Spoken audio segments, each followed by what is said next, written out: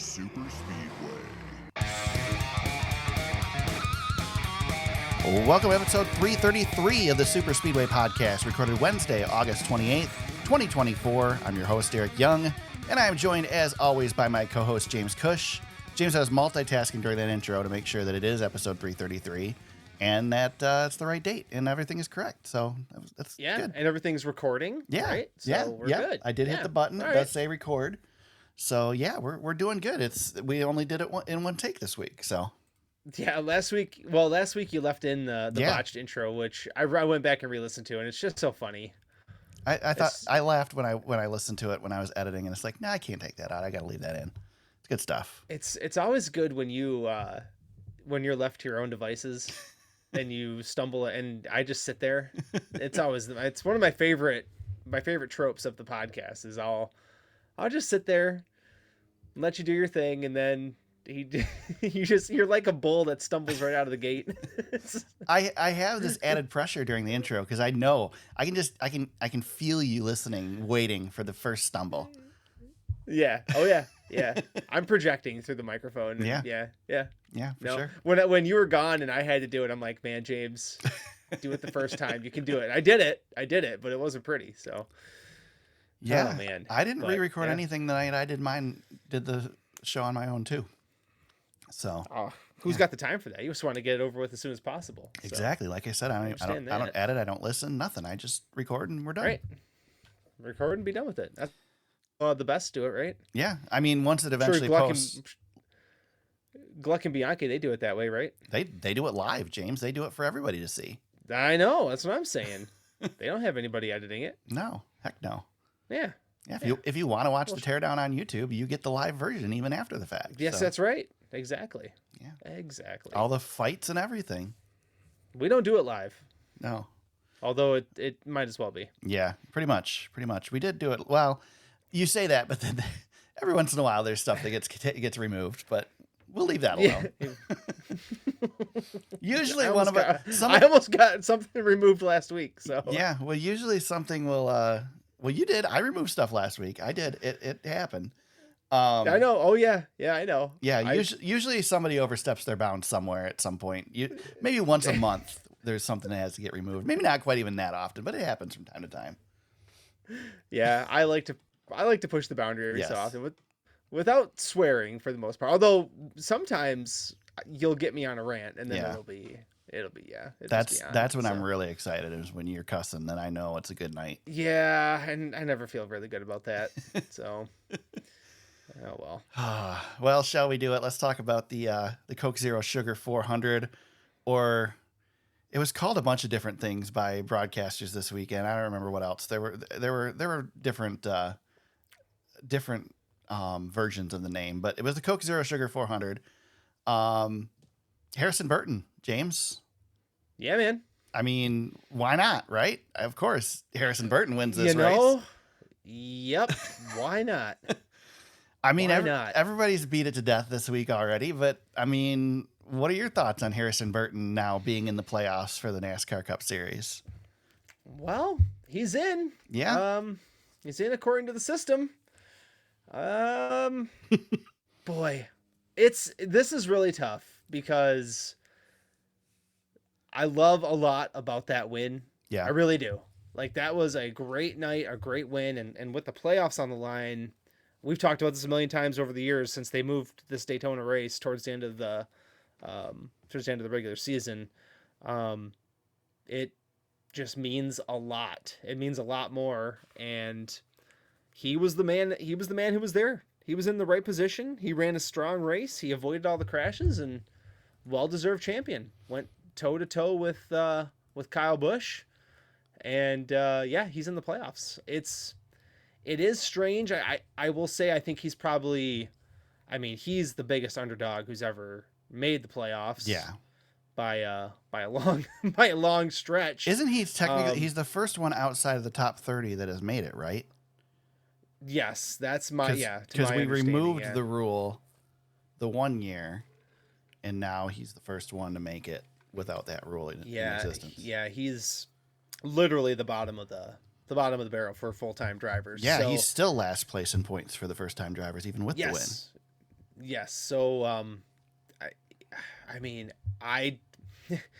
this is tough, Eric, because he's not going anywhere in the playoffs. Right. I mean, the story stops here. And that's what I wanted to say. That's what I wanted to discuss with you. I think that's where my take is on this, James, is first of all, I found it ironic that you called him a well-deserving champion because he won't be a Cup Series champion. There's no way in hell he wins the championship. And that's I think that's what everybody's frustrated with is that it's not even like the underdog story that, oh, he squeaked in, he got the win, and now he's got a chance to compete, because he doesn't have a chance to compete for a championship. There's no way in a million years this car competes for a championship. I don't think the problem is the system of win and you're in as much as the problem is the system of let's bring 16 cars out of a 38-car field into the playoffs. Right. That's the problem, and I've argued that all along.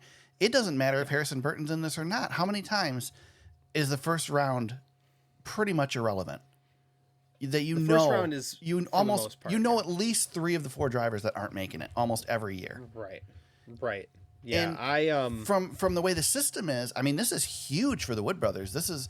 I've heard people say $3 million payday to win. Well, everything that RCR lost, right? Yeah. We were when Austin Dillon got taken out. What would they say it was a $2 million? I had seen it was a $2 million loss for Richard Childress Racing. So yeah, Wood brothers in the same neck of the woods, $2 million, $3 million, whatever that may be. And does this make them a contender down the road? Maybe, and that's what's good about the system. It helps Josh Berry. Yeah. Well, and it's good for Josh Berry. I saw somebody point out, let's go back to even like when Justin Haley won the rain shortened race at Daytona for Spire. Like, would Spire be where Spire is right now without that win? And of course, that didn't get him into playoffs or anything. But I mean, it's the same thing that win, what it does now versus what it does for the future, is a completely different thing. Now, again, should that make you eligible to get into the playoffs? I mean, it's the system. Every one of the drivers that's been asked, it's the system. I mean, it is the system. Yeah. Shoot, Freddie Kraft talked about it his team got knocked out. He talked about it on Door Bumper Clear this week. It's the system. It is what it is. It sucks, but go win a damn race, Well, and this win, and gosh, I do hate, because even in the moment, and I had to check myself on Sunday night, but Saturday night, I wanted to see Kyle Busch get in. Yeah, well, that was my issue too. Is I'm slightly biased because I don't want to see him get in as much as I want to see him continue the streak. I just want, and the playoffs I think are more fun when you've got that guy in it and that wild card. Because Kyle could win the championship still. Yeah, and the hard part about this is, like, let's say we had a cutoff, whether it be 30th in points, 25th in points. It's all been out there all week this week. We don't have to dive into a possible cutoff in the future. Even if Harrison Burton doesn't qualify for the playoffs, great win. Yeah. I mean, he went toe to toe with the champ, and he went, Christopher Bell pushing him. I mean, that's, and Parker Retzlaff, we'll talk about him in a little bit, but those two guys, like Jeff Burton was saying, those two guys were massive underdogs. Got the run down the back straightaway, made it happen. Awesome night. Yeah. And it's great for them that they made the playoffs. I hate that, where we have to have the conversation. It's like, well, it's great that he made it, but this is where it ends. And it kind of sucks in that way. Yeah. And I think it's just naturally, we talked with Austin Dillon, like, don't hate the player, hate the game. The game is what the game is. Yep. And Harrison Burton, he's the benefactor of the game. Well, so you can get as mad as you want, but he did it in the absolute cleanest way possible. Oh, he ran a great. You cannot take it away from him. Yeah, he did it. He did it the opposite of what Austin Dillon did. I mean, he did it the right way, man. He did it the right way, and if he is Trevor Bayne, and this is the only one he ever gets, a great moment for him. And I hope that he's able to. I'm of the belief that he needs to go back to Xfinity, for a year, 2, 3 to hone his craft a little bit and then come back. But regardless, I do hope that this sets him up for 2025 and beyond. Yeah. because like we know what the Wood brothers are going to be. The Wood brothers, they're going to be fine. They've got a good driver coming in. They've got the Penske affiliation. They're going to be what they are. But regardless, here's the thing. A great day. This is arguably the most irrelevant playoff berth ever. Yeah, it is. But that being said, we go to Atlanta the first round though. Right. So that being said, though, you can't. Harrison Burton's not a bad driver. I mean, no. He was excellent in the Xfinity series. This team, James, is not a great team. I know it's got Penske affiliation, but it's not a great team. Ryan Blaney left this team and won a championship. I mean, I know it took a while, but still. I mean, Ryan Blaney's a great driver, and he won one race in this car. Trevor Baynes, since 2011, February 2011, this is the third race this car has won. Yep. I mean, it's not exactly lighting the world on fire. So just because Harrison Burton has struggled in this car doesn't mean that he's going to struggle anywhere he goes. Right. Yeah, and I heard Jeff Burton talking about this with Nate Ryan, and Jeff said, each driver's skill set is different. And he said what made him successful in his career was the complete opposite of what Jimmy Johnson could do. He said, I was a good driver. I was not Jimmy Johnson. I had to find my own way to be successful. And I had chances at championships a handful of times. Like I maxed out my talent. And I think I don't know if that's exactly the path that Harrison Burton will go down, because I do think he is talented. I think he's better than his dad was. Yeah, and I think, situationally, right, Eric? Like, situationally, sometimes you're just not the right driver for the right car, or the fit's just not there. Right. We've seen this a handful of times. Eric, the best example I can give you is Joey Logano. Yeah. He had the best stuff at Joe Gibbs Racing, but he was extremely young. He had to kind of take it for a few years. Found a really good home at Penske and has been there ever since and has won 2 championships. So is that Harrison Burton? It's hard to say. He's good enough to win races, down the road. I just think that he's got to find the right spot for him. And it's hard. There's not a lot out there. If he goes back to the Xfinity series, he'll race for a championship there, just like Cole Custer's done. Yeah. Just like John Hunter Nemechek did. But I just don't know how much it benefits you to go back, but it doesn't benefit him. It doesn't benefit him to jump into another car that's as bad or worse than the one he's in now, which is all the opportunities he has right now. And I think you hit the key point. You said it. He is a good driver. I think, before this race win, let me say this. I think he has a confidence issue. Oh, yeah. Which could be that confidence issue could be completely wiped out now. So you sit there and you dominate in the Xfinity series like you did, and then you come to the Cup Series and just look like crap and get beat down every week by people talking about how irrelevant you are. Yeah, that is going to hurt your confidence, and this sport is a confidence sport. And that race car is, and I think this is where people's problems with him being in the playoffs really comes down to. That car is basically one step up from a start and park at this point. Like, they show up, they get the minimum amount of points, and they go home. Mm-hmm. And now they're in the playoffs. So that's, it's kind of like the 0-16 Lions making the playoffs. Well, now you got to imagine Ford's going to pump more money into this team now, all that, at least just for the playoff run, just for the first 3 rounds. They're not going to be getting any more out of Penske because Penske now, quote unquote, technically, Penske has 4 cars in the playoffs. They're going to get what they're going to get. They're getting the good stuff. So, it's going to be interesting, man. I say this, but Atlanta's the first race of the playoffs. So I guess but lightning doesn't strike twice, does it? I mean, it could. I don't think it will. I think we got a better chance of Daniel Suarez repeating at Atlanta than we do at Harrison Burton. I mean, there's a chance, though. That's the hard. Of course, there's always a chance. There's always a chance, right? So, I mean, gosh, we had, Ryan Blaney took this car deep in the playoffs once, and I think Chase Briscoe, obviously, he took the 14 into the playoffs pretty deep once. Yeah. I just don't. That just seems extremely far. This is the type of underdog that's like, astronomically out there, Right. like in their own planet. Like I'm looking at the standings, and even Austin Cindric, who wouldn't have even been in the playoffs if Ryan Blaney hadn't run out of gas. He's 19th in points, total points. Right. 19th to 34th is quite a gap. I mean, this drivers. is why we got rid of the top 30 rule, honestly, is because it was like, well, is it ever going to come into effect anyway? Well, That did. Now it has. It has. You it know? has. So, Yeah.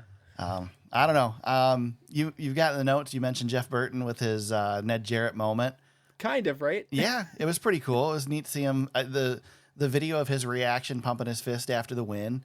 I know some people get bent out of shape about that stuff and the bias and whatnot, but he's his dad. Like, if my kid did something like that, screw who I work for. I'm gonna be excited. And props to NBC for letting him take off and get out of there and get down to victory lane. So yeah, and when you have kids, like your first job is, like that's my first job. yeah, well, you'd rather your kid wins than you ever did, Yeah, exactly. Like when I'm at work, when I'm at my office, Eric, this happened yesterday. We had bad storms come in, right? Mm-hmm. I completely shut down everything I was working on to make sure that I was communicating. Like, we have these really bad high winds coming through. Where are my kids? Yep. What do I need to do? I stopped working. Like, same thing Jeff Burton would have done. Mm-hmm. He stopped working and cheered on his kids. So nothing wrong with that. I have no problem with that. He should never get chastised for that. Jeff's always been fair, and that's the one thing I'll say. He's always been fair. Are you excited we got to see Kim Burton again? You know my answer. You're doing the same thing to me I did to you last week. I'm goating you. I'm trying to get you going. Yeah, it was great seeing Kim Burton again. Man, if they could have just flashed to shots of the pit box of Kim Burton and Samantha Bush as they battled for the win, I mean, everybody would have been so excited. Let me ask you this. Yeah. How does Kim Burton always find the camera? The camera finds, because James, in television, you look for the reactions and you've got a reaction Kim there. Burton. This is not Kim Burton's fault. This is the network's fault. Eric, a quarter of a decade, that camera has found Kim Burton. Yeah. Going bananas. I don't know how she hasn't had a stroke yet. I mean, God, she's so a proud mama. stressed out. Yeah. She was a proud wife once upon a time. Now she's a proud mama. Yeah. That doesn't bother me either. Samantha Bush. I'll joke about it. Delana Harvick had the championship belt for a while. Yeah. Samantha Bush had the championship Well, belt. Delana's the only one who's actually feuded with the driver. Right. Yeah. Many wives have come to take the championship belt, but those three have always found it somehow. Yeah. Yep, they've been at the top of the heap. 100th win for Wood Brothers Racing. How cool! So if Harrison Burton does nothing else in his career, he got the 100th win for one of the most legendary organizations in NASCAR. How cool is that? That is really cool. And he said as much post race. He said, the one regret he would have had is not getting that win after having 3 years at it. Yeah. To help the Wood Brothers get that historic 100th win. Yeah, he'll be remembered forever for that. Can you imagine celebrating your first win, the 100th win with an organization that fired you? Yeah, I know. I mean, so But those guys weird. the strange thing about the Wood Brothers is everybody respects them. Yeah. Nobody has a bad thing to say about the Wood Brothers. Yep. Like all the drivers coming into Victory Lane. Yeah, Blaney left the care center and went to Victory Lane. Logano was down there. Stenhouse, he drove for the Wood Brothers. He was down there. Yeah. I mean, I saw all the drivers down there. Bubba Wallace and Ross Chastain, who we'll talk about, they came down there, congratulated Harrison Burton and the Wood Brothers. So, yeah, that's really cool. I mean, they're safe to say, like the Wood Brothers and Petty, without them, it's hard to say that if we have a sport or not. Yeah. Like they are a pillar. So anytime they win, it's going to shake. I mean, when Eric Jones won in the 43, it shook some stuff up. Yeah. Cause it's a foundational piece of the sport. It's history. Right. So very cool. I love it. I mean, you were there for win 98, which was a big one. Right. Crazy to think that the Daytona 500. It was that long ago that the 2 race wins ago. Yep. But yeah, probably, I don't know where that one ranks for them all time, but I mean, it's the Daytona 500, so it's right. pretty high on their list, I would assume. So yeah, you would think so. Pretty cool. Part of history, man. 2 of the last 3 wins for the Wood Brothers were at Daytona, so And yeah, that random Blaney win at Pocono. Yep. Between. So early in the week, the discussion obviously was Harrison Burton, and whether he should be eligible for the playoffs. And then the discussion has shifted quite a bit over the last, 24 hours or so, to the guy who pushed him there, Parker Retzlaff. Second Cup Series race start, right? I believe. Second one, yep. Driving for an RCR affiliated team, pushed a Ford, passed an RCR car for the win. And a lot of people are blasting Parker Retzlaff for this. I know your thoughts already because I saw it on Twitter, but give me your thoughts on this, James. Well, actually, first, before you do that, before you give me your thoughts, I have the audio from Sirius XM NASCAR Radio of what Parker had to say about it. So here's what he said to Sirius. If I can hit play. The end of the race was definitely not what we hoped for. So, I'm not going to get into the whatever, I guess the back end stuff, but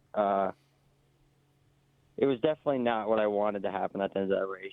And, I didn't want to push a Ford the win necessarily, but I also, Funkway supported me for the last 2.5 years of racing in NASCAR, and it was their first Cup race. So I wanted to do everything I could in my power to, give them a good result and, kind of try and put my name on the map. And like I said, it's not, the end of the race isn't how I wanted it to work with pushing a Ford, but I also didn't want to give up everything with how much Funkway has done for me and how much I would like to show that back to them. So there you go. He doesn't want to get into the back end things. That means he's in trouble, right? Yeah, he got talking to. This irritates the piss out of me. Go for it, man. You go. Because first of all, we're all racing to win the freaking race. Like, he talks about Funkway on the car. Funkway spent money to be on that car for him to race as hard as he could. Beard Motorsports fields that car a couple times a year to have a chance to win a race. I don't care who you push to. He was trying to win the race, and it doesn't even matter. He's trying to finish his best, as good as he can. Mm-hmm. So I'm so sick and freaking tired of this manufacturer agreement BS at super speedway tracks that doesn't work 90% of the time. Yeah. It's so where's the 100% rule, NASCAR? You have this 100% rule supposedly. Exactly. Yeah. Give us the 100% rule. Freaking penalize RCR again. Yeah, give him another one. Yeah, for trying to manipulate the end of the race. Screw that. No, Parker Retzlaff. I know this probably hurt you with teams in the sport. There are going to be teams that are going to say, well, he's not a team player. Well, screw them. You at least did what you should do. You tried to win the race. It didn't work. People know who the hell you are. They wouldn't have if you wouldn't have done that. Good on you, man. I hope sponsors come and support you and say, this is the guy we want to get behind, and gives you another chance in the sport. Mm-hmm. Gives you a chance to go far. And I hope you succeed, because this is what NASCAR racing is supposed to be, not the team BS Formula One sport that we've tried to create, especially on these super speedways. Nobody's complaining about Kyle Busch partnering with Christopher Bell. Yeah. Like, if that would have worked, nobody would have said a word about this. The only reason it's coming up is because you have a part-time car with affiliations tied to it that helped, the 21, which, I mean, the only chance Parker Retzlaff has to win the race is to push that 21 out and get a run, and it just didn't work, right? I get RCR has that affiliation because they're hoping that it helps them win the race, right? It's another ally on the track. But that if you're putting somebody out there, and I saw this on Twitter, so I don't know who said it, but I can't give them credit for the comment. But if you're putting somebody out there to help you win the race, then freaking pay them to do it. Don't have this other team pay them and say, oh, you're supposed to do. No, screw that. Hire them for that specific purpose then, if that's what you're going to do. Or get a different driver. Yeah. I mean, how many, you could go and you can get guys who are, a little bit of in a different situation, not somebody who's young and hungry and inexperienced, If a driver, Retzlaff doesn't have the reps to really say he did anything. He's He's as green as it gets, man. If one of my drivers, if I had a team and one of my drivers let off to try to, if they intentionally blew their chance to win the race to try and help somebody else win the race, I would fire them. Do you remember the backlash? This is a little bit of a different situation, but do you remember the backlash that year Dale Jr. just opted out at Talladega? Yeah. Do you remember that? Where he was just like, you know what? I'm not doing it today. I'm just going to sit back. I'm not going to race hard. I'm just going to sit in the back and just ride. And he did all day. And the fans were actually furious with him. Mm-hmm. So your point, trying to back up your point a little bit, obviously Dale just didn't want to get hurt. Right. Because he didn't like what he was seeing out there. But similar situation, like your guy's not going for it, and that's just not racing in that instance. But yeah, I thought of this. I saw this on Twitter, and I thought of this too, Eric. Back to 20. Let's take the time machine back to 2011 one more time. Do you remember who partnered with that 21 all frickin' day? It was Jeff Gordon, wasn't it? In 2011, Jeff Gordon. Yep. All day. The 21 and the 24 worked together all day. Yep. And I got the Twitter handle here, Kurt Achenbach. I'm going to say Achenbach. Kurt Achenbach. I reposted it, but the drivers could actually talk to each other back in those days. That's crazy. And those two cars worked together all day, and Jeff Gordon said, I didn't care who it was. He was fast. Well, Parker Retzlaff was pretty dang fast, and the 21 lined up in the right spot. So take it for what it is, guys. Fair is fair. It's racing. Go for it. Go get the win. Yeah. It's all about. Yeah, 100%. I got nothing else to add there. It's perfect. Good. I think we're on the same page there. I think so.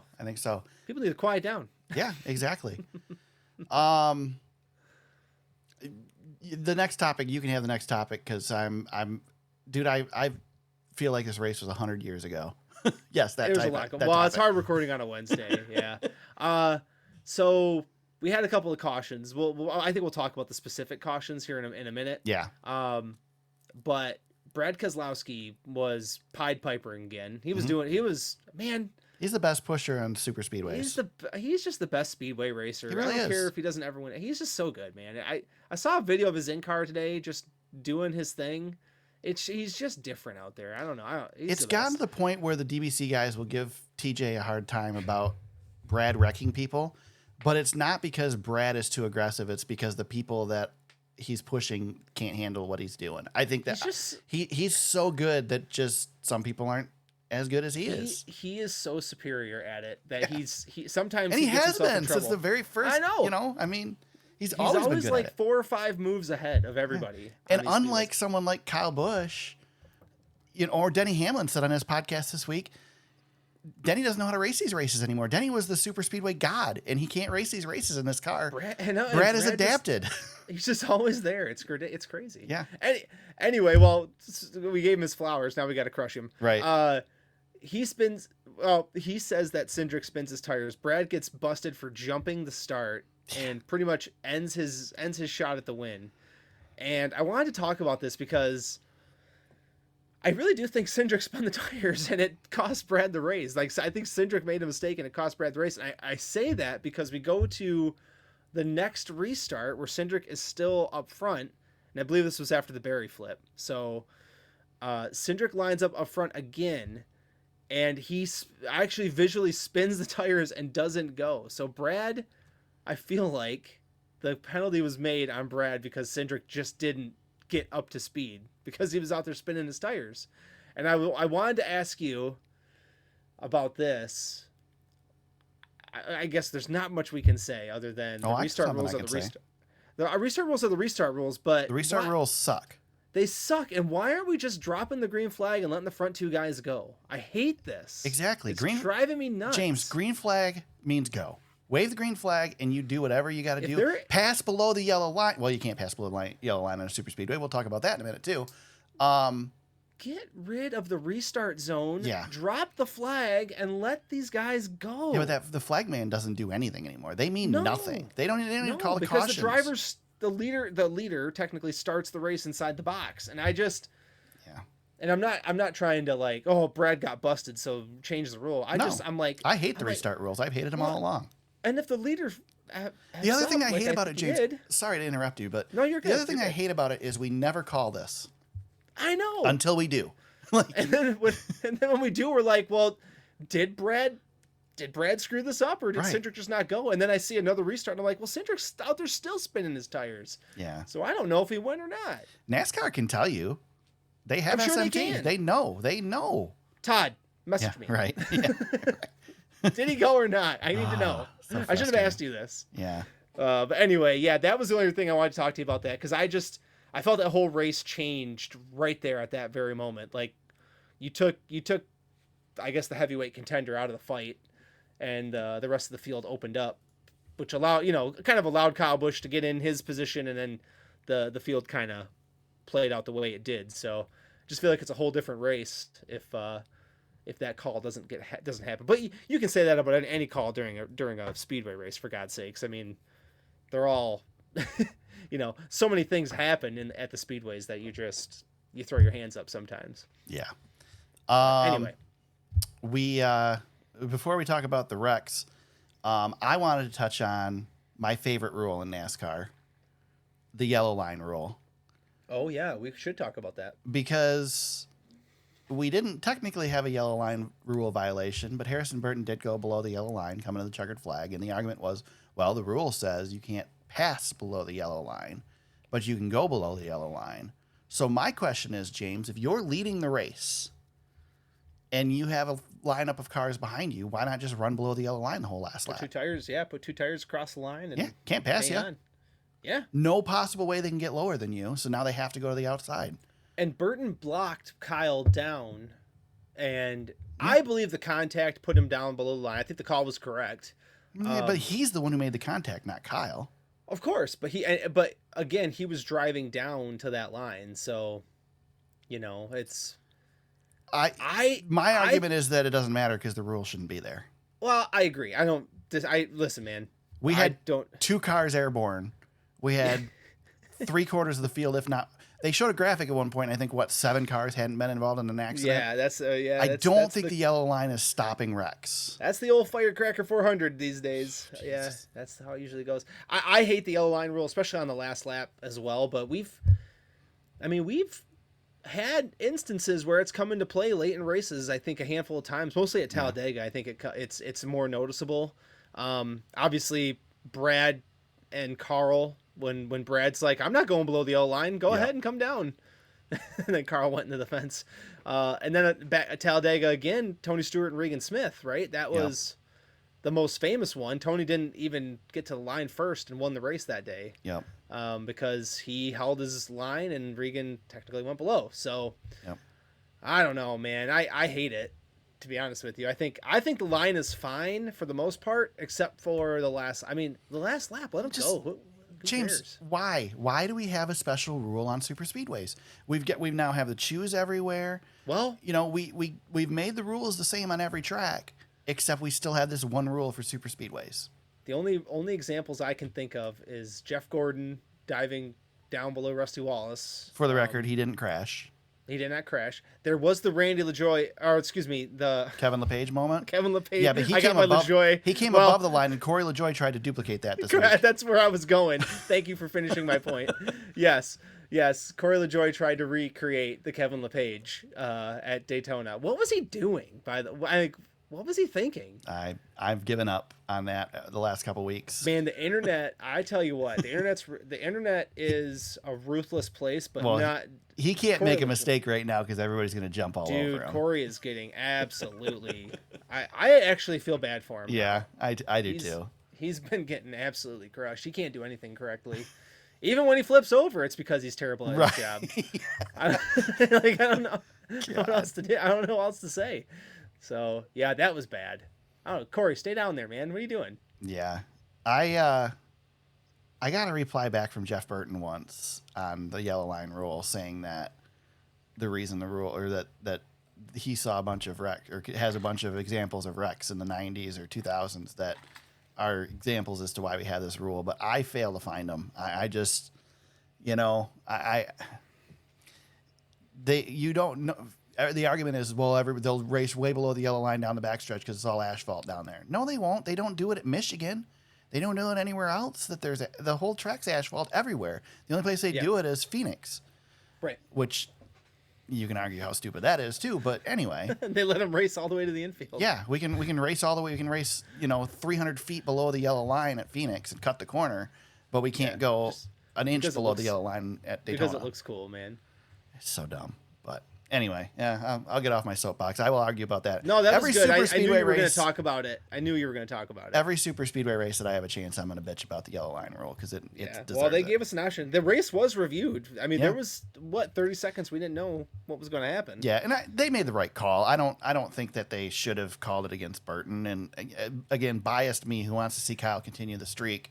Definitely hoped they would have called him off on it, but even if they did, it wouldn't have been the right call. No, unfortunately, they made the right decision during the race. So no, Burton but get rid of the didn't rule. do anything wrong. No, he didn't. He won it fair and square. And Kyle proved on Saturday night that he is a bigger race car driver than Tony Stewart. Because Tony Stewart wrecked Kyle Busch making the same blocks in the same spot. He did. Kyle Busch wrecked on Tony Stewart's bumper. No. Go back and watch it again. No, Tony Stewart wrecked Kyle Busch so bad in that race. Kyle Busch came down. No, he didn't have stop it. Hold on, I can mute you. BS. Anyway, I will say Kyle could have turned Burton. Well, he also could have wrecked himself blocking Burton, and he didn't make that stupid mistake either. When Kyle Busch made his comments after the race, my eyebrows were up. I was like, what does he mean by that? Because he said, what did he say? Outside of wrecking him, which I'm not going to do. Yeah.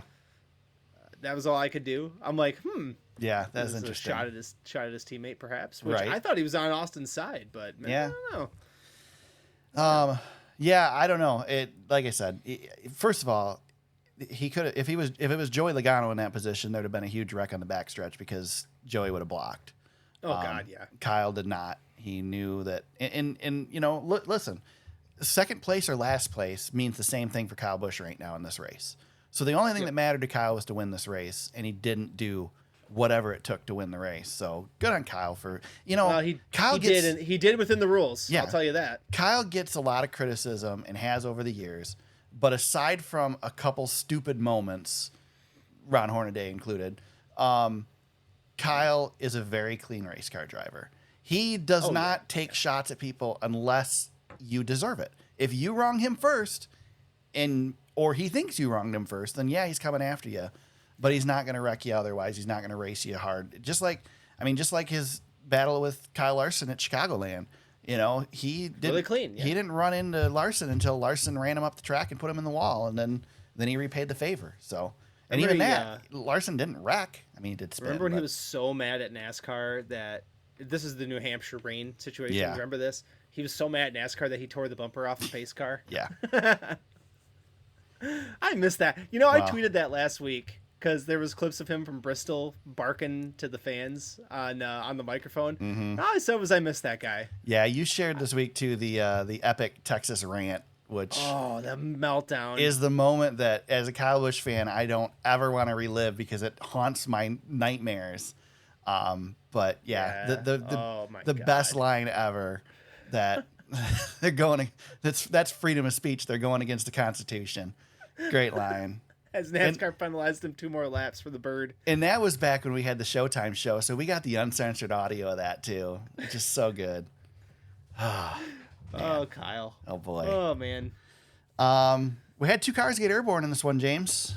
The week after we put a shark fin on another shark fin on the car to keep them on the ground. And they went airborne again. I would argue Micah McDowell going airborne was circumstance versus aero. Although Steve Letarte was really quick to credit the shark fin for bringing him back down, which was complete BS. I tell you what, Eric, I really enjoyed. Listen, once I knew Josh Berry was fine, right? Which I assumed he was fine. Yeah. But once he was fine, boy, was I happy about what Steve Letarte set up, because he really didn't know what to do after that. When a car goes airborne going into the turn, it's going to come back down because there's G-forces. Yeah, you're pulling into the track. Right. Yeah. So, of course, it's going to come down. Now, I will say, real close to getting into the fence, which would have been terrible. Anytime these cars hit the fence, it's a bad thing.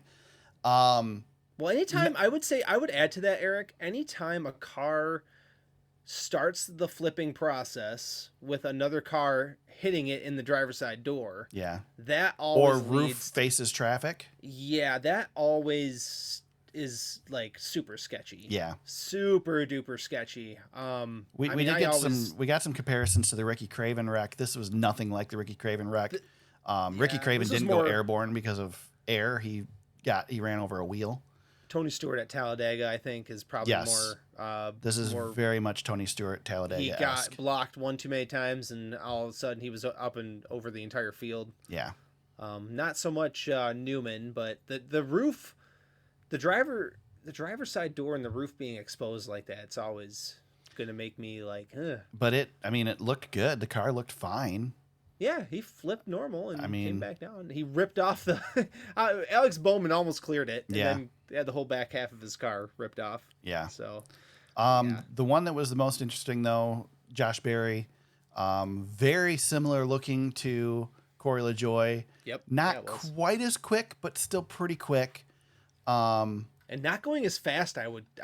Well, I went back and rewatched. So people of course posted a video this week of all the next gen flips that we've had, and looking back at the very first one with the next gen car, which was ironically Harrison Burton at Daytona. Yep. His car slid a long time before it got air, and his started to barrel roll. Yeah, I said at the time that is concerning because it should have scrubbed off enough speed to not go airborne when it did. James, I am not a physics major. I never even took a physics class in high school, let alone college. But I would argue that the reason these cars are lifting off is the space behind the front wheel. Yep. There is a cavity there that's designed to let the air out of, that goes in the front of the car. It goes in through the grill, and it goes out the sides behind the tires, and it goes up through the hood. And out the sides of the tires is where we were getting the fires from rubber buildup a couple years ago when the next gen car first came out. I think that cavity is catching air and allowing them to get off the ground. Dale Jr. mentions that there's also the rocker panel, which is in that area, is less, it's more round like it used to be back in the 90s. Not quite to that level, but more round than it was in the COT. Mm-hmm. And he argues that might have something to do with it too. Again, Dale Jr. probably has about as much physics knowledge as I do. But I think both of those stand to be something to look at. I don't know if this is something we have to fix though. I mean, yes, we should do something every time a car gets airborne, but when you're going 190 miles an hour, you're not going to keep them on the ground. Yeah, it's always going to be a problem. And they're really safe when they get upside down. Keep them out of the catch fence, sure. But, I mean, and if they were lifting off every week, this is a little jarring because we had 4 cars airborne in a matter of, 7 days. But I don't think it's a problem per se. Yeah, it's not something we should ignore, but it's not a catastrophe. Well, and I think it's escalated because we've seen 4 cars flip in the span of 1 week. Yeah. Definitely. It's one of which is a completely different aero package and a completely different situation. Yeah, I do.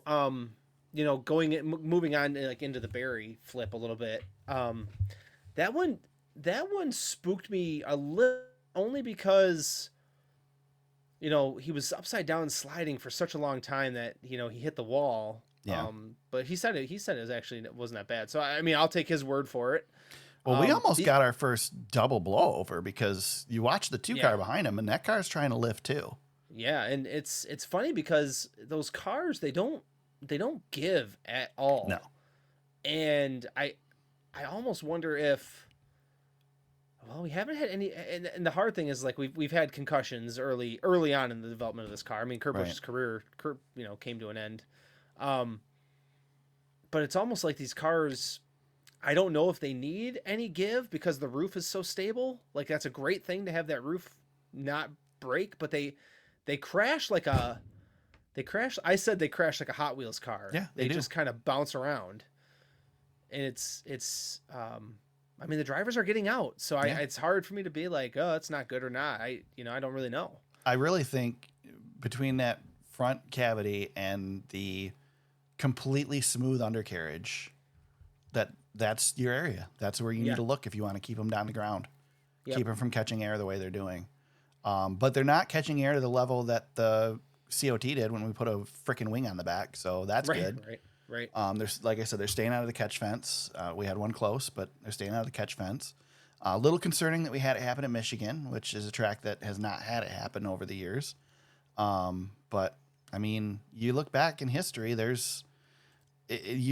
I've gone back before. I believe there's 1 year in NASCAR history where no car flipped. It just has always cars happened. Flip. Yeah, cars are going to flip. It happens at the short track, it happens. Owasso Speedway flipped a couple last weekend on the asphalt, and they're not blowing over. They're just remember Joey Logano at Dover? Yeah, that's a weird place to flip. He flipped all over the place. Look at Chris Buescher at Charlotte with this car. Yeah, Yeah. I mean, I will say though, Eric, too, making the tracks as safe as possible for these definitely helps because I think Josh Berry versus Ryan Preece. Oh yeah, Josh Berry's flip would have been just like Ryan Preece's if it wasn't. Yeah, I mean we have an apples to apples comparison of what was and what is, and I'm pretty sure all the drivers are like, yeah, we'll take that over what happened to Beetlejuice, right? The year before, because remember Preece had the Davey Allison thing. Yeah. He was that was probably the scariest flip I think I've seen outside of probably Ryan Newman. That I can remember like in recent years. But yeah, Barry's wreck seems much more I guess much more driver friendly, if you can call it that. Yeah. Like you said, the hit in the wall was concerning, but he seemed fine.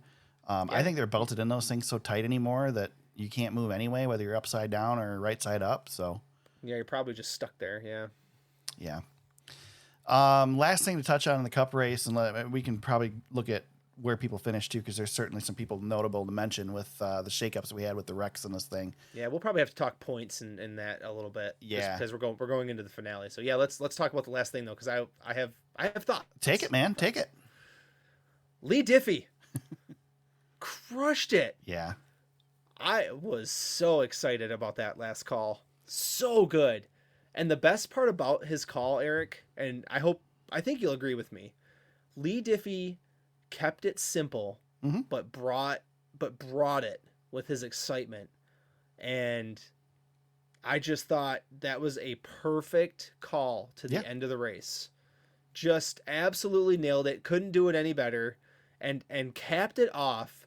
The only complex thing that he added to that call was when he crossed the line and he said, "Jeff, your little boy." And I was like, oh, that's great. That's really good. That's why NBC brought him in, and he paid off the change immediately with that call. It was great. Yeah. I'm going to bring out my black flag here, James. Oh, I'm going to bring out my black flag early. Do it. Because I want to wave my black flag at all the people complaining because Leigh Diffey has an accent. I am so freaking sick and tired of the redneck aspect of NASCAR. Careful. Listen, I get that it's a Southern sport, but it's your base. Freaking 2024. Let's stop with the get the racism out of the sport. We've dealt with it with Bubba Wallace. For God's sakes, Michigan, he's one of the biggest boos. He hasn't freaking done anything. He's black. That's why he gets booed. Oh my gosh, he's got an accent. We can't handle it. Shut up. This was one of the best calls we've had in NASCAR since Mike Joy calling Dale Sr. to the line. I mean, Leigh Diffey is excellent. He's just so energetic. He's so well spoken. I've got a ton of experience with him because he's done a lot of Supercross over the last few years. Obviously, he's been doing IndyCar. He does all kinds of other sports. He did MIS when we were there. Yeah, he did NASCAR before, guys. And called a great Kyle Larson finish. Yeah. Off of a restart. Like, Leigh Diffey can do it, man. And that's the thing. Like, he doesn't do anything complex. He just brings excitement to the call. That's what MRN Radio does. That's why MRN Radio is so good. They're not coloring words up. They're not making stuff up. They're just telling you what's happening. Yes, and you can break that call from... I've listened to the Leigh Diffey call at least 50 times. You can break it down into an outline. Mm-hmm. Kyle Busch coming to the win. Hold on. Here comes Harrison Burton from North Carolina. Yeah. You know, and it's just like step by step. He walks you all the way to the finish line. Jeff, your little boy, has done it. Yeah. Boom, and out. And he's out. Oh, God, I got chills when you said that. I know. That's what I'm saying. It was so good. This is the best. And you know what? Poor Rick Allen. Yeah. Poor Rick Allen. Like, what are you supposed to do? Somebody took your seat and then... Oh, man. I do feel bad for him because Leigh Diffey was that good. Yeah. So good. So good. Yeah, I'm looking forward to having him on the rest of the season and moving forward. We're very fortunate. Yeah. To pull something here real quick. I got to give a call to Leigh Diffey. Never mind. I thought I was getting audio. Never mind. So much for trying to find it live. Shouldn't have bothered. I was trying to filibuster because I knew you were up to something. Yeah. There's no point in trying to find it live. YouTube's full of garbage, so never mind. It is. But yeah, I wish I should have pulled that audio for the intro. So I've been busy good, the last couple days. Man. Yeah, real good. It's all good, man. You've been busy. It's cool. Yeah. Man. We'll talk points here in a second. I did want to highlight a few people though, looking at the finishing order. Guys you don't normally see in the front. How about Cody Ware with a top 5 finish? Cody Ware almost won this race, James. He ran a good race. He ran a good race. Cody Ware. Yeah. Parker Retzlaff ends up 7th. Daniel Hemrick gets a 9th place finish. Carson Hocevar just outside of the top 10. Finishes 11th. Very good day. Zane Smith, 13th. Mm-hmm. BJ McLeod, 19th. Joey Gase, 20th. Joey Gase ran in the back all day. Not in the back. He ran so far off the draft that we thought Natalie Decker was here. Yeah, he was getting cheers. It was really good. Good stuff. Yeah, that's the best. Hey, beat Kyle Larson. That's the best part of TikTok after a super speedway race is they show the video of the guy running in the back and the whole crowd cheering as he drives by. Yeah, that's one of my new favorite super speedway traditions is when there's a guy way out there, they just get the standing ovation. Yeah. It's awesome. Great stuff. But Harrison Burton shakes up the playoffs, knocks Bubba Wallace and Ross Chastain out. Bubba Wallace is 21 points out. Chastain, 27 points out. Obviously, Kyle Busch, Chase Briscoe, they're kind of must win, I think they are must win at this point, right? Yeah, they are. Yeah, they're way out. Yeah. So those two guys. Dare I say all 4 of those drivers are must win? Because I mean, I know you can get stage points and stuff, but how you're asking a lot. So if you're Bubba Wallace, James, and you've got a chance to either flip the stages or race for stage points, you're flipping the stages? He's so close. I think his best bet is to get the points when he can get them, and then leave it where it lays. But that's the thing. Like you gotta. He's got to catch Chris Buescher, who is good. You got to know where Buescher is. Like if Buescher's right behind him or right in front of him the entire day, you just got to do the opposite of whatever Chris Buescher's doing. Yeah. That's your rabbit. You're gonna have to follow that guy around all day and figure out what he's got going on. If Chris Buescher has a problem, you go get those stage points. You try to finish first and get 20 points right off the bat. Do either of these guys get in? I want to count them out. They're too fast. I don't think they get in. I don't think they get in. Yeah, I just don't know if they're good enough here. I don't know. I don't think they're good enough. I mean, Bubba and Ross they could win Darlington. They can. I just don't think they will. Not this time. Yeah. It's asking a lot. It's very hard to do.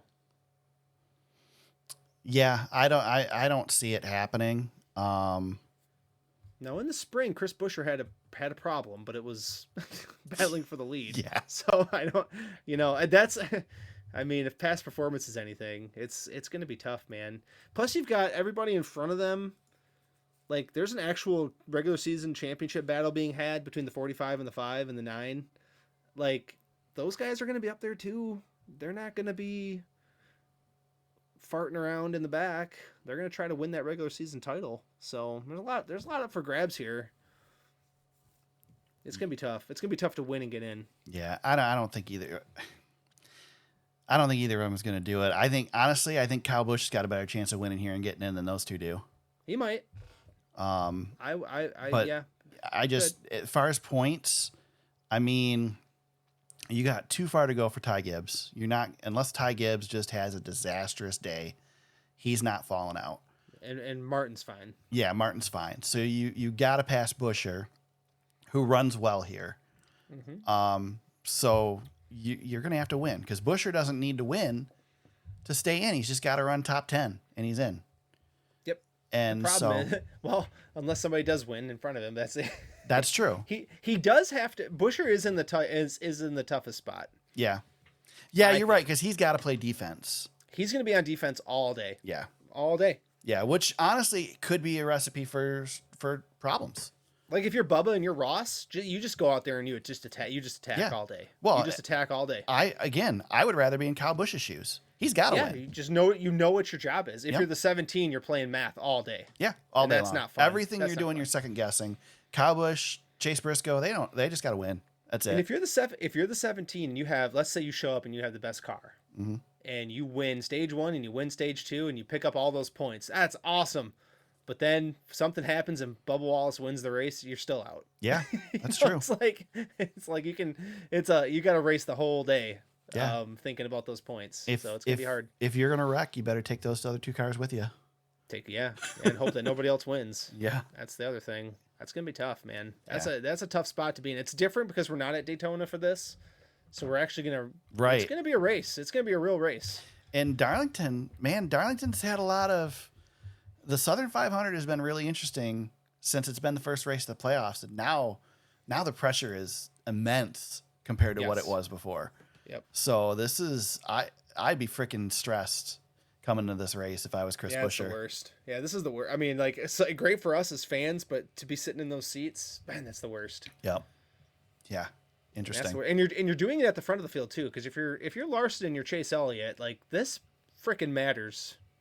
Like you guys could add to your championship collection if you can get those points to help. My God. And it may not matter. Tyler Reddick might just show up and people forget he was going to win that race too in the spring. Right. So Tyler Reddick might show up, kick everybody's butt. Yeah. If that's the case, he's in good shape. Gonna be a fun weekend at Darlington. Yeah, I'm sure. looking forward to this. This is good. I like the end of the regular season. There's just so much intrigue. Oh yeah, so much going on. Me too. This is my favorite part of the playoffs. Is this versus the playoffs? Yes, this and the cutoff races really are. Like people can crap on the playoff all they want, like it's not real racing, but it's pretty freaking. The way the system is set up now is pretty good. I honestly wish there was a little bit more recognition for a regular season championship. I think Harvick said, didn't Harvick say this week regular season champion should lock in to the Final Four?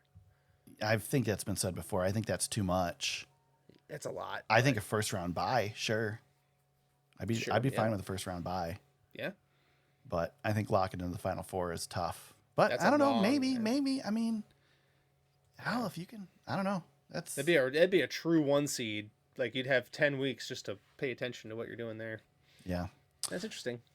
James, the argument is that a good driver it's going to take 100 races for them to get their first win, right? I know where you're going with this. 98 races for Harrison Burton for his first win in the Cup Series. So ties him with a couple other drivers on that list. Yeah, right on par. Chase Elliott was 98 wins. There you go. And Kyle Larson also 98 wins. These guys are pretty good, right? I think there's one more. I may have. Yeah, that's good company. Yeah. Carson Hocevar, highest finishing rookie in 11th place. Tyler Reddick, your points leader as we head into the cutoff race, 17 points over Kyle Larson. Man, if only Kyle Larson wouldn't have missed that Coca-Cola 600, right? How many? Yeah, exactly. Exactly. How many starts does Ty Gibbs have in the Cup Series? 76. I was going to say it had to be. Keep an eye out. Yeah. Yeah, so that I was going to mention that. This is yet another driver that has won before Ty Gibbs, the driver we've predicted multiple times will be the next first-time winner. Yeah. So I know. Yeah. I can't wait to look at our preseason predictions again and see how. They're going to be a disaster when it comes to the playoffs. That's for sure. Yeah, because I know I didn't have the 99 and the 21 or the 2. So. Yeah. NASCAR Xfinity Series had the Wawa 250 presented by Coca-Cola on Friday night. Ryan Truex, you're not doing it to me, James. Ryan Truex. Oh, I tried. Gets the win. Not Ryan Truex Jr., as James has in our notes. I mean, it's time for this guy to get a full-time ride in the Xfinity Series, right? Yeah, he's got a pretty good hitting percentage. Come on, man. I mean, why does he keep getting overlooked? He's got 2 wins in 8 starts this year. Not bad. His 98th career Xfinity Series start, by the way. Yeah. There you go. That's a good one. Chandler Smith goes and finishes second in this one, and then flies out to Michigan to win the ASA race at Owasso Speedway on Sunday, the rescheduled race. Yep. So good for him. Good battle to get that win too. It's pretty cool. So interesting Xfinity race. We had an early wreck, kind of changed things up a little bit. Lots of action in this one, James. Yeah. Oh yeah. Let's see. We had 7 cautions. 2 through 9 was their first caution of the day. Yeah, very first lap. Yeah, very first start. Yeah. Austin Hill got involved. Yeah, pretty much screwed his day from that point on. And he's one of the best at this. At this. As soon as you see that 21 car wrecked, you go, ooh. Yeah, field opened right up. Yeah, somebody else might win this race. You know. Yep. So. A lot of drivers finished this race. Yeah. Not that many out, but it was. They all stayed on the ground. That was good. Yeah, nobody flipped, thank God. But yeah.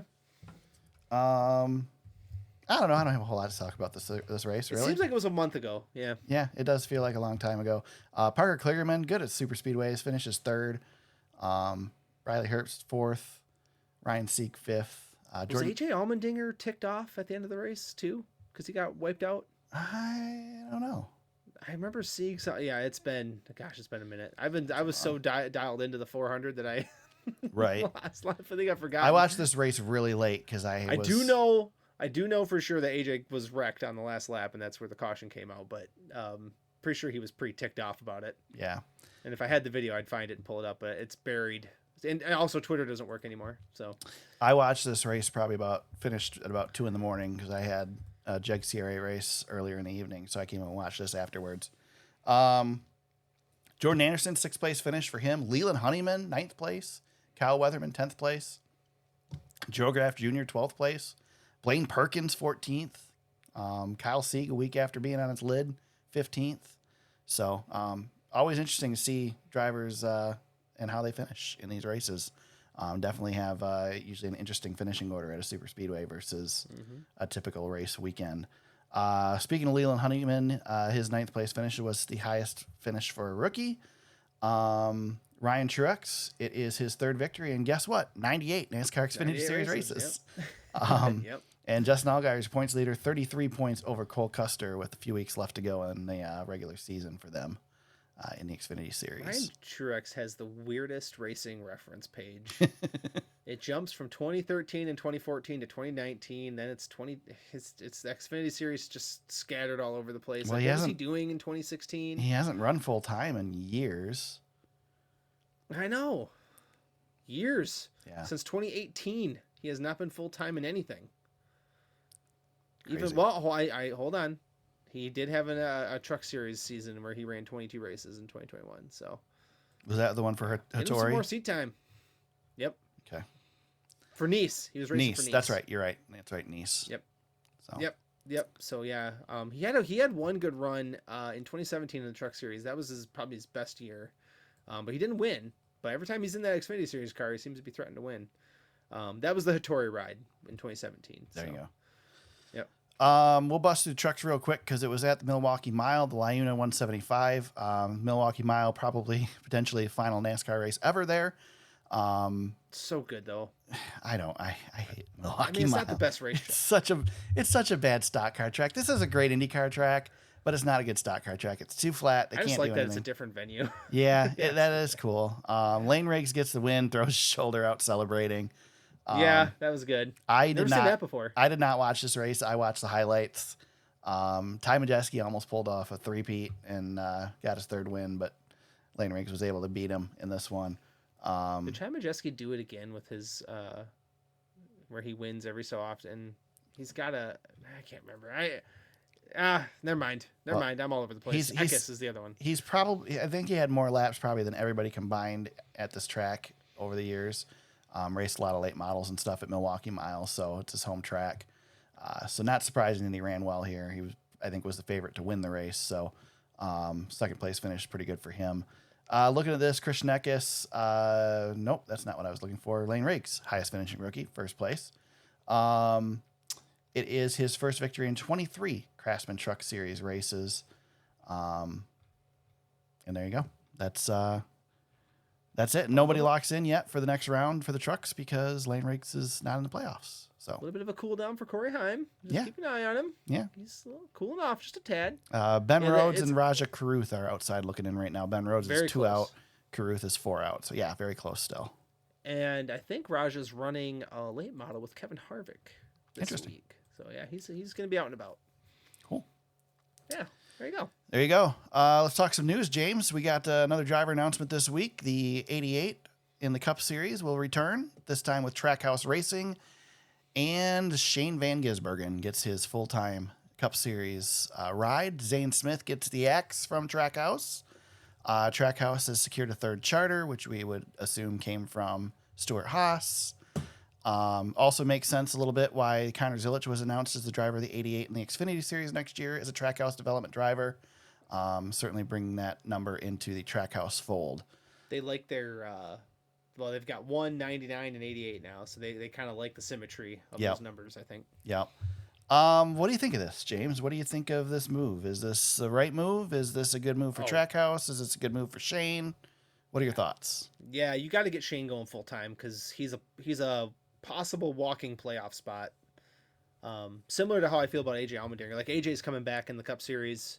We talked about that a little bit last week. But you get these guys on these road courses and you've got a shot. We're going to Mexico. We're going to talk about that next year for sure now.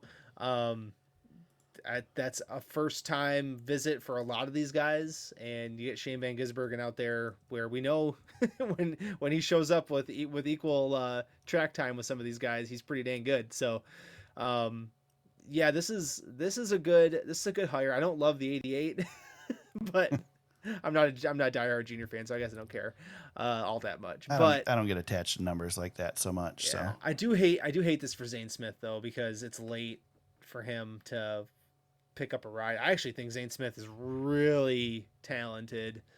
I think Zane Smith's going to win Cup races in the future. I just don't know where, unfortunately. So I hope he lands on his feet because I think Zane's pretty good. But yeah, Shane VanGisbergen is a no-brainer. You gotta make that call. No doubt about it.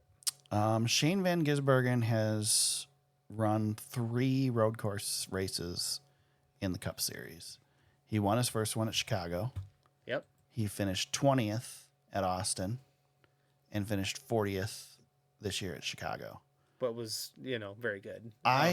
He's about to run a lot, by the way. He's going to be on the schedule, I think 7 of the last 10 Cup races, I think, for the year. He's going to be out there. So. I don't think he's as sure of a playoff spot as everybody thinks he is.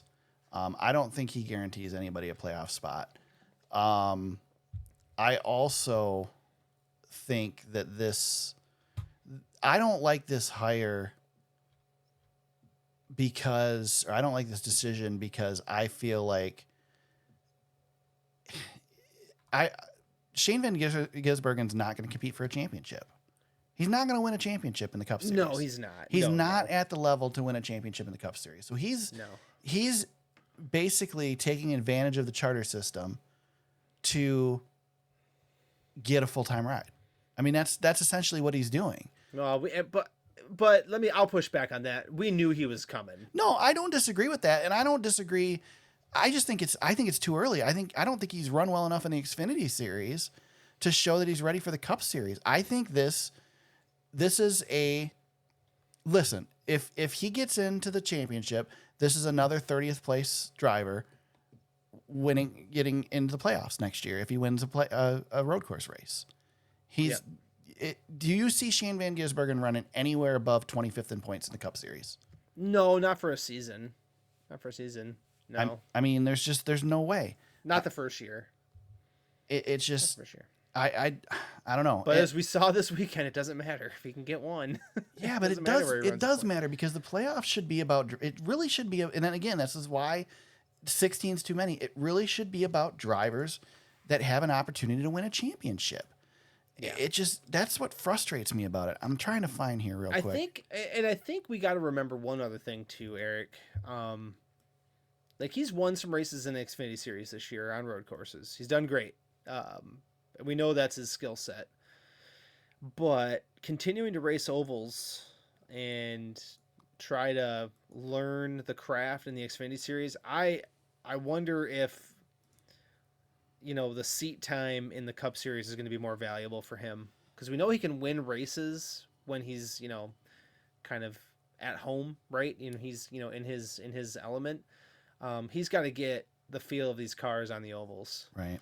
So that's where I think he's going to find value, especially this first year or two, because he can't practice, Right.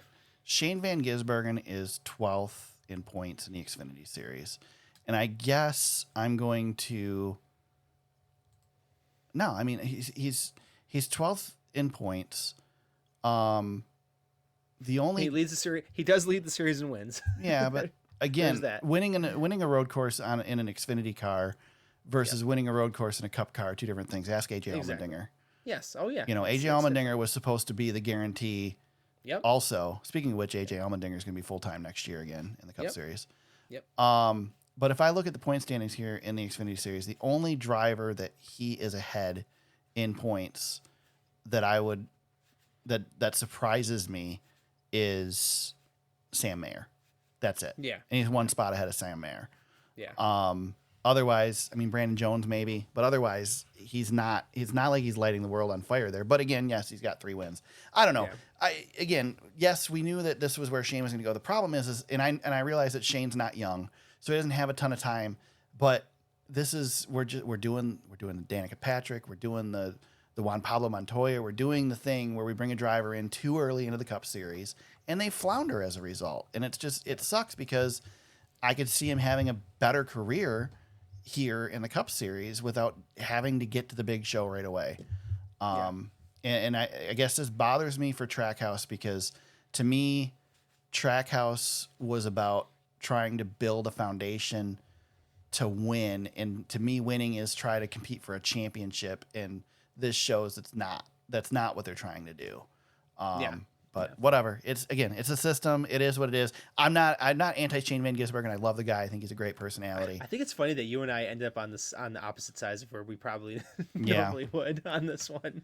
It just feels like this week is really trying hard to cheapen our championship between Harrison Burton and Shane VanGisbergen. It just feels, I don't know, and Austin Dillon at Richmond a couple of weeks ago. It just feels icky lately. And I love the system, but I still have some trepidation about it. It's like, I get the people that say it's just not right. And I can understand that. I can't argue against that. And do I not watch because of that? Hell no. I'm still going to watch because it's entertaining as hell. And I still love NASCAR and I still love racing and I'll cheer no matter what freaking championship they put. Right. But still, yeah, it feels a little icky to me, but, and sucks for Zane Smith. I mean, this kid didn't even get a chance. But it is what it is. Sounds like he might be going to front row though. So, hopefully. Maybe still an opportunity there for him in the Cup Series. Right. I think the kid's got some talent, but he hasn't shown it this year, that's for sure. Yep. So. Yeah. Yep. Speaking of Austin Dillon, he lost his appeal to his appeal. and yeah, he's done now. He's got to win to make the playoffs. So better luck next year, Austin. Yep, I don't even know if there's anything to add. Nope. Lost the appeal. We've talked about Austin Dillon enough the last few weeks. Yep. We're done with that. NASCAR announces they will race in Mexico City in 2025. Fortunately, it'll be nice and cool in the middle of June in Mexico City. Should be nice, wonderful weather. The DBC guys joked this week about getting in a staged fight the week before, so they all get suspended and don't have to go to Mexico. So yeah. I'm sure NASCAR loved it. Right, I'm sure they were thrilled. I'm sure they won't get called into the hauler this week. What are your thoughts of the Mexico City race, James? It is good. It's not a bad thing. I don't want to start being Mr. Pessimistic all the time, but that's what I do. It is a good thing, but Ben Kennedy was talking about this expansion and going international and stuff, and I'm just pump the brakes a little bit.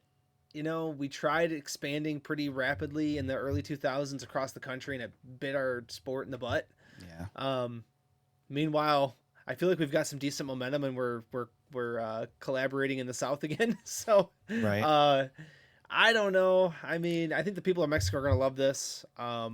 We've got so many large areas of our country that are underserved by NASCAR right now. I know. I mean, the Northwest especially. Yeah. That I don't. Midwest even a little bit. Yeah, the Midwest has certainly dropped. I just don't. I guess, and I tried to articulate this, I think, last week. I think that's my biggest problem. It's not so much that we're going, across the border. That's fine. I get the expansion thing and whatnot. And I sit here and say, don't be the redneck NASCAR fan from the 90s. And then I sit here and whine because we're going over the border. That's not why I'm complaining. I'm complaining because I still feel like there are untapped areas in our country first before we start worrying about other ones. That being said, I mean, this race will be a huge success down there from a fan standpoint. The place will be packed. There will be so much Daniel Suarez merchandise sold that week that it will be insane. This is a total win for NASCAR, 100%. It does sound like they might be exploring the option of the chicane on the front stretch, which I think will help this race. Yeah. But I don't know. All I've seen this last week is the Juan Pablo Montoya. Who the heck did he wreck to win in the Xfinity Series down there? Oh yeah. It was the 41 car. I can't remember who was driving it now. Reed Sorensen, I think. No, it was another IndyCar driver. Oh, was it? Oh, yeah. Dario? Was it Dario? No, Frankie? it wasn't Dario. Anyway. Yeah. So that's been in my feed all week this week, and how terrible. Well, Hamlin won there. Kyle won there. Yeah. Kyle's excited about going back. Kyle will get to go. He clarified he'll get to go. There you go. It's good to know. Eric, are you frustrated by this aspect of it? NASCAR chasing F1 just a little bit. I know we had some tweets back and forth a little bit. Yeah. But now we've already got COTA on the schedule, which I don't mind COTA, but that's an F1 facility. Mexico, F1 facility, and we have a street race, which is historically F1. That puts 3 tracks out of our. I mean, we got a lot of races, so 38 technically races on the schedule are F1 style, I should say. I get a little bit miffed by, because I feel like we're chasing them there, and I don't think we need to. I think our product is better no matter where we go. We don't need to chase them around. I feel like you're reading into it too much. I think okay, that's okay. I think the biggest reason that it makes sense, James, is because if you're NASCAR and you're looking to expand, you need to expand to facilities that can handle your sport, the Cup Series. Yep. And I mean, we're going to Bowman Gray next year. That place is going to struggle to support our fan base. That being said, it's an exhibition race. If you're going to go to a new facility, you're going to have to go, unless you're building something new, i.e. a street course or building in the Coliseum, there aren't a lot of opportunities to go anywhere other than Formula One facilities. Right. So if you're going to go to Mexico City, you would go to the biggest track in Mexico, which is going to be the Formula One circuit. If you're going to go to Canada, you're going to go to the place that has the capacity to hold a Formula One crowd and could fit a Cup crowd. The best. I love that place. COTA, we look silly there because we don't come near filling it like Formula One does. But whatever. I mean, are there tons of great oval tracks around the country or around outside of the country that we could go to as well? Yeah, but they'd need a ton of work to bring them up to our standards. So I think it makes sense. I mean, I hate the fact that we're going to another road course. We lost a short track to go to a road course. We're losing Richmond. I'm not worried about that. Well, no, but again, sucks. I don't want another road course. I would rather have more short tracks. I agree with you and Jeff Gluck on that. Yeah, I mean, I'd rather have another mile and a half. I'd rather go back to Chicago. And as a matter of fact, go back to Michigan. Our next note in here about San Diego being looked at for a future street race, that to me brings some hope that maybe Chicago, nothing against Chicago, and maybe it's not long lived there, and we move the street race somewhere else and we go back to the oval in Chicago, because I really want Chicagoland back. So I don't know. I'd rather be on an oval than a road course, but there's just not a lot of ovals that can accommodate us. Yep, that's right. So yeah, and if you want to go international, this is what it's going to be. So yeah. We also got a sneak peek at the schedule, which will be announced tomorrow, according to everybody. It sounds like we're going to get the full all 3 series schedules tomorrow. Because I saw Taylor. Sorry, go ahead. Sorry, go ahead. I'll go. Go ahead. I saw Taylor Kitchen, I think is her name, tweet out that that the next week or tomorrow's announcement is going to rock, hint, hint, at the Rockingham Easter weekend Xfinity Truck Series race. Yeah. So I think we're gonna get all 3 schedules tomorrow. I guess the biggest thing that we have, Jeff Gluck tweeted out the unannounced schedule today. It's in our show notes as well. Yeah. The biggest, I think, thing in there to jump out is that the Michigan weekend ends up falling to June 8th. Yes. So I'm excited about June. I really wanted it Father's Day weekend. I thought that'd have been fun. But yeah, I'm excited about that being in June. Weather should be better. It's gonna be hot, but the weather will be better. It's gonna be fun too, because that race is the race before Mexico, and I believe that's a Prime. So Michigan's gonna be Amazon Prime. That's cool. So that's gonna be Dale Jr. and company trotting in. I get to hang out with Junior again. Yeah, so Michigan's going to be one of those, and Amazon's going to be pumping. I am excited about the Amazon portion of it because they're not going to hold anything back. They're going to go for it. Dale Jr.'s kind of leading the way. Who knows? I heard that Alan Bestwick is sniffing around Amazon. Awesome. So he's following Amazon Sports. Yeah. So we'll see. So yeah, it should be fun. That's going to be a lot of fun. It's gonna be early for a Michigan race. We haven't raced in June 8th in Michigan. I love June, Michigan. I mean, June, Michigan used to be June 20th, around that time. So yep, a little early, which is fine. Michigan in June is beautiful. Come on up here. It is an interesting travel schedule for the Cup Series. We go from Michigan to Mexico City to Pocono. In a 3-week back to stretch. Atlanta. Yeah, back to Atlanta. Then back to Chicago. Yeah. So, and then Sonoma. Yeah. So, and then back to Dover. Yeah. So that's interesting, but we're not being what is it? What is F1 calling it? They're economically conscious of their schedule. Yeah, I don't know. We are not doing that. We're not doing that. But yeah, so you can take a look at the schedule there. You can, I mean, honestly, probably go to The Athletic and read it there. Those guys are the ones who did the work, but we've got it on our show notes as well at thesuperspeedway.com, so you can check that out. Watkins Glen finds its home again in August. Yep. Iowa moves to August. Yeah. Charlotte Roval's back. Yeah, that's not a surprise. Dover in July. I'm trying to think if there's anything else. I feel like there's so few surprises here because we kind of knew. We knew the cornerstones. Homestead moves back again. Homestead goes back to March. Yeah, I don't like that, but I mean Homestead's good no matter when it is. But I love it. They can put Homestead anywhere they want. Yeah, and that's the problem is they can. I really like the Atlanta February 23rd race as somebody who went during the summer last year. Yeah. I would much rather be wearing a coat in Atlanta than dying from the heat. So if there's any track that's 100% TV product, it is that one because they moved that second date all over the dang place with Atlanta. It's in the playoffs this year. It's back out next year. It's been out before. Glad that Atlanta's got 2 dates, but my God, those poor fans, they don't care about the in-person product as much as they do on TV. So I think Atlanta should get a better crowd than it does. I'm just so disappointed it doesn't. If I'm looking at the schedule correctly, Atlanta will be the last Prime race. 1, 2, 3, 4, 5. Yeah, I think because Prime picks up at the 600 Charlotte, so they go 6 weeks to Atlanta, and then TNT takes over for Chicago through Iowa. and then NBC brings us home after that. There you go. Is my guess.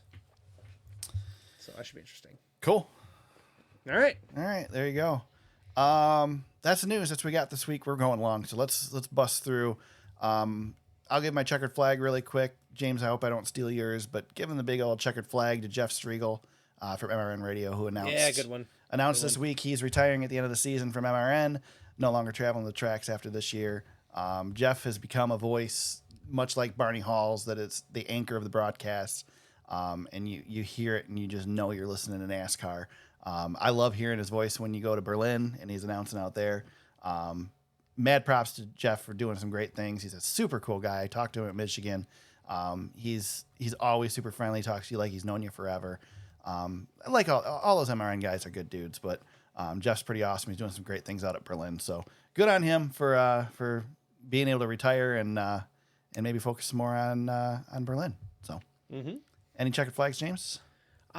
Yeah, well, I wanted to take a little bit of a different route. We were celebrating one youngster in Harrison Burton, and I feel like a couple other youngsters got crapped on this week that we've talked about. But Retzlaff and Zane Smith, shout out to those guys. I want to give them the checkered flag because love what they're doing, man. Yeah. Parker had nothing to be ashamed about, and we've already hashed it out, but. And then Zane Smith, he's going to land on his feet. He's going to find success. I really do believe that. So yeah, I think so. Give those guys a quick checkered flag today. Good. I like it. How about black flags? I already gave mine. You got any black flags this week? Oh, my God. Oh, man. You're putting me on the spot. Shoot. I don't know. You don't have to have one. I don't think I have one this week. I loved a lot about this week. Yeah, it was a good week. And, we didn't even talk about it. Yeah. We didn't even talk about it. I'll give it to them just because. What a killer race that Daytona race was. I mean, it was we didn't have to worry about weather. Good. The racing was good. Yeah, you had a little bit of everything. You had wrecks, you had action, you had the first time winner, the storybook ending. I mean, all around great race weekend at Daytona. So I always like going to Daytona. It's always a good time.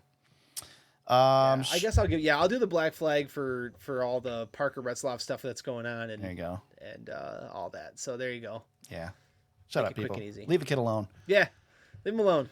So Parker Retzlaff was your checkered flag and black flag. Good job. Yeah. Short track corner, really quick. I mentioned the ASA race. Chandler Smith gets the win out at Owasso, and then the Jeg Serie All Stars had the Dixie 100 at Birch Run Speedway last weekend. Blake Rowe gets his second win of the season, battling again with Chase Berta. They both ended up with on a restart side by side, and Berta ended up spinning down the backstretch. Those two are like oil and water right now. It's been pretty fun to watch. Great little rivalry brewing there. Unfortunately for Berta, he's been getting the short end of it every time it happens. But good battle, good fun watch in the Jeg Serie All Star Tour. So worth checking those guys out. CRA-racing.com if you want to see where they're racing coming up. So with that, we go to Darlington Raceway this weekend to end the regular season. We have the Cookout Southern 500 on Sunday at 7:30 p.m. We have the NASCAR Xfinity Series, the Sports Clip Haircuts Help a Hero 200. Jesus, these names are getting ridiculous. 3:30 p.m. on Saturday. They've been Yeah, ridiculous. I know. Truck Series is off this weekend. They're off until Bristol. I get to make the first pick this weekend, James, and I'm going to go really super quick, and I'm going to go with the guy who might have won here last time and go with Tyler Reddick as my pick for this one. I'm going to go with the guy who got the runner-up finish to get his first win. I'm going to say Ty Gibbs. There you go. I like your Ty pick Gibbs better. wins and takes care of business. I hope so, man. I want to see him get a win so bad. He's like, I don't know. He's not quite there. I don't know. Yeah. We'll see. He's kind of been quiet last few weeks, so it's time for him to turn it back up. Can we point out one guy that might be really good here and spoil the party? Josh Berry. Yeah. When we have a lot of tire fall off, Josh Berry thrives, and there's always tire fall off at Darlington. So let's just keep an eye on Josh Berry. I don't think anybody's picking him. Eric Jones is always good here. He's not going to win this weekend, but I wish could his always car spoil was the party better. somewhere. Yeah. I know. I wish his car was better. Yeah, I don't know. I mean, the normal guys, you'll see him up front. I think William Byron will be hanging around the top 10. He's been kind of quiet lately. Hamlin, maybe try to make up some of those points. Larson's good here. Yep. Haley's good here. Larson's good everywhere. Yeah. Yeah. Yeah, Larson. Yeah. Yeah, he's always good. no matter what, except for the super speedways. We can talk about Fantasy League this week, James, because I know I finished second. You did again 2 weeks in a row. I mean, it wasn't a good second place finish. I still didn't get a lot for points, but well, not a lot of people did. It's Daytona though. Yeah. Green Eggs and Hamlin extends his points lead. Eric, you were second. I was third. I smoked you. That's what I did. You did. Smoked you did. You smoked me by 3. Shut up. Doesn't matter. I think I do think we do have one tragedy though. Yeah. I took a look at Cole Custer's last stands roster. Uh-oh. I think he either forgot or he might be out. He's bowing out, huh? I know, but he was in the points lead for so long. That's a bummer. So I know. So anyway, Green Eggs and Hamlin overall points leaders 47-39. I am second, 47-10, and as mentioned, Cole Custer's last stand is third, 45-83. So we got a little bit of a gap now. It's not a 3-man race. Looks like it's a 2-man race. Team Justin's not too far back. Ranger's not too far back, and then Barron Speedway. So go Green Eggs and Hamlin. Green Eggs and Hamlin. Watermelon James just, I know he's putting a roster out there, but he just keeps losing to me. So he had fun for a while. I wish he'd never revealed himself. It was fun. I know. It was a good troll job for a while, but ever since he revealed himself, he's lost every week. So yep. Poor guy. James, where can people find you on social media if they want to hit you up during the week? At James Cush on Twitter. You can find me at TSuperSpeedway on Twitter. You can find us on Facebook at facebook.com/TheSuperSpeedway. Our website is thesuperspeedway.com. You can find the podcast on Apple Podcasts, Spotify, YouTube, Amazon Music, Audible, and iHeartRadio. For some reason, last week it didn't want to go to Spotify either. It took forever for it to post. It drives me crazy. Apple took a while for me too. Yeah, wherever you found us, subscribe for new episodes each and every week. And if you go to anchor.fm/TheSuperSpeedway, you can leave us an audio message, and we might play it on the show. Please, someone go do that. Otherwise, I'm going to stop giving that line because it's getting old. Nobody does it. So we know you're listening. If you make it this far, leave us a message. Tell us what you think. Give James a hard time. That's always welcome on the show. So, Cookout Southern 500 this weekend from Darlington Raceway. Always fun to go to Darlington. Good show. Got to go out there a couple years ago. Really cool track. Looking forward to the excitement of the end of the regular season. We'll be back here next week to break it all down and preview the NASCAR Cup Series playoffs. Until then, everybody, let's go racing.